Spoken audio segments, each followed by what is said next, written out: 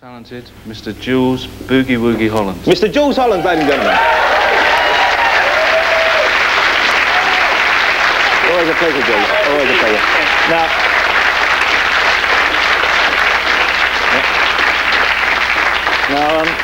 what are you going to do for us tonight, George? Well, we rehearsed. I literally got here at 6 o'clock this evening. This is live television, and we rehearsed this rather spectacular number, which we don't know whether it'll work or not. We've only played it twice before, ever.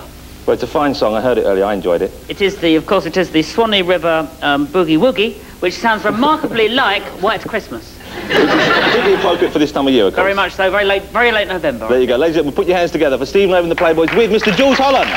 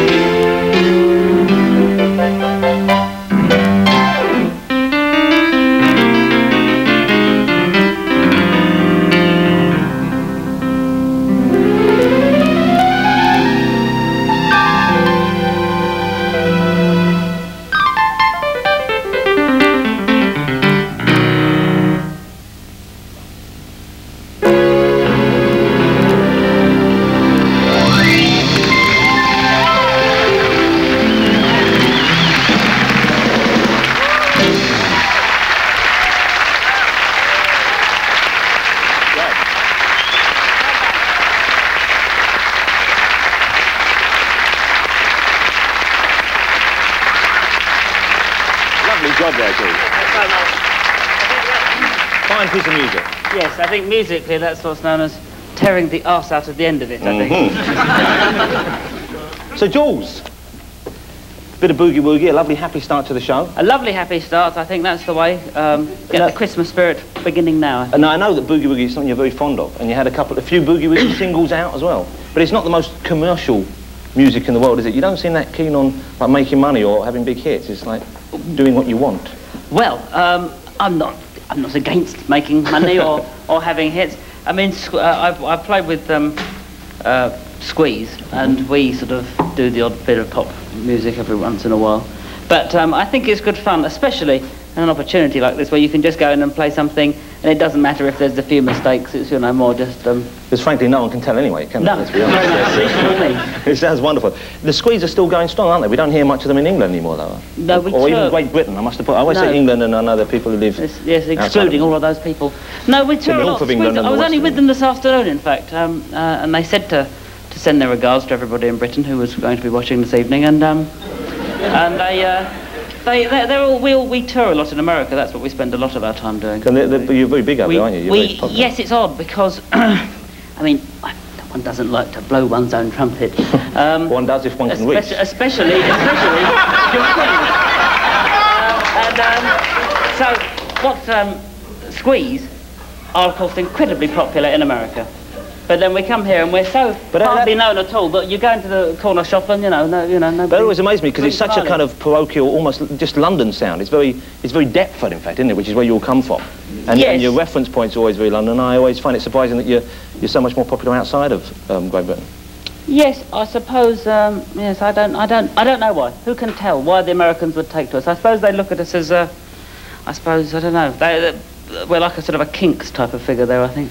Well, what about, you have a show in America at the moment as well? You're doing an American TV show, I believe. Yes, quite odd really, because it's a music show, but there's lots of American show conventions that they have on television there. Like, for instance, at the beginning of this show, you walk through the thing there. Yes, indeed. In American television, they have big applause signs, and unlike here, you see, when you're introduced to people tonight, you said we've got the Gypsy Kings on, and there was sort of a little sort of, there was a polite murmur. Yes, there, it is the rule, because they're a bit like sort of seals. They all have to applaud wildly for whatever you say.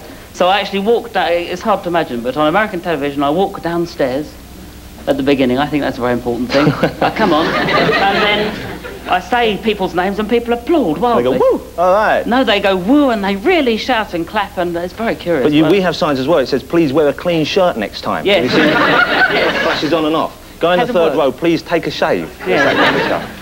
Well, do you do interviews on the show, or is it just a music programme? They have sort of, they mix different musicians together who wouldn't normally get together, and we do talk to people, but the trouble is that nobody can understand a word that I say. I mean, I have to talk, literally, I have to talk to the people as if I'm addressing a very old, infirm foreigner, And have you been playing long? They think that they just, I mean, you can understand me, can't you?